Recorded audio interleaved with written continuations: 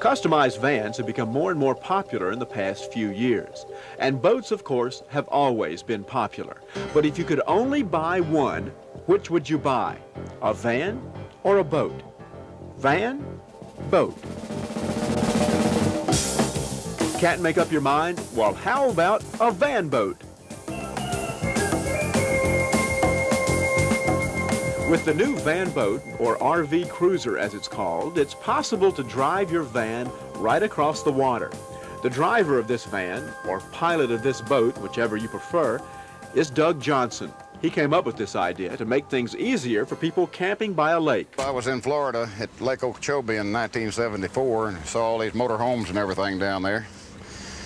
And I just thought it'd be real nice if you could come up with a way that you put your motor home on there and make a boat for all these fishing and everything. Wouldn't have to bring you all the boats and everything with you. You'd have it.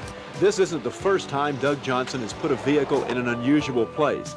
At his house, he has a truck for a mailbox. And he liked that idea so much that back in 1968, he decided to put a full-size tractor trailer rig on top of a platform to serve as the sign for a truck stop he used to run. Now, of course, he's putting vans on the water. His idea is unique in that the van is not just floating on a powered barge. In reality, the van is the boat. Its motor provides the power, and its wheels control the steering. The propeller is connected to the van's drive shaft. The wheels rest on discs that turn the rudder. Doug remembers when he first drove his invention on the lake.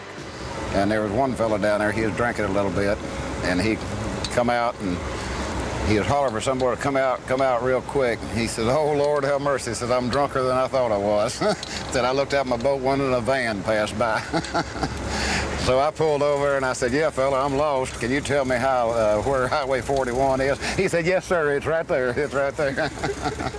The curiosity about Doug's van boat has never stopped, especially among van owners. What about that little van up there? Would it work? Well, it's amazing. We would like to eventually do the same thing with ours. It's a good idea. I sure would like to see it on there. It'd be pretty sitting on there. The metal is now being cut for more van boats. Doug has started producing them for sale at a factory in Tunnel Hill, Georgia. Well, I actually started it in 1974. And then we had the problem with the fuel situation. I had to stay in Florida extra 2 weeks to get enough gasoline to come back home. Everybody was scared to death. So I forgot the idea. And then I just decided I had it on my mind all the time. I decided to build one if it worked all right, and if it didn't, I was going to get it off my mind. Doug is still coming up with new models. For example, a full-size motor home will fit on the newest version, a paddle wheeler run by a hydraulic system. In fact, just about any vehicle will fit on one of Doug's models. He'll have them that can run by the family car, by vans, by pickup trucks, motor homes, or even 2 motorcycles.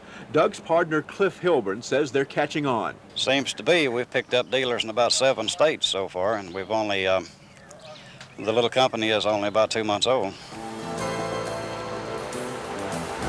It's not a real speedy thing. I'd say about 17 miles an hour, maybe 15 miles an hour. I don't actually have a time on it yet. But I think for like this, we need to move along just a little faster than we are now. Probably 8 or 9 miles an hour is a good little cruising speed. Gas mileage for the van boats has been pretty good so far.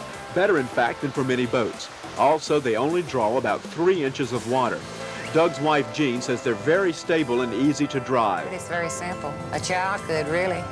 If you can push the accelerator and guide it, anybody could drive it. Of course, you have to learn not to use the brakes and how to use a depth finder. People who found out about these boats have started lining up to get the rights to sell them. Thatcher Jones was so excited about the van boats, he came from Arizona to see them. I think the appeal is that it gives the RV owner a complete range of activities to perform in his vehicle, from driving up and down the country roads to driving up and down the beautiful lakes of our country. Doug says the cost for these boats begins at $12,500 and goes up depending on the options you want. There's been interest from all over the world. One agent here from South America, he exports, and they're planning on using them with a truck on them to, this fellow's in the mining business, and he's going to shuttle his truck back and forth across the Amazon River.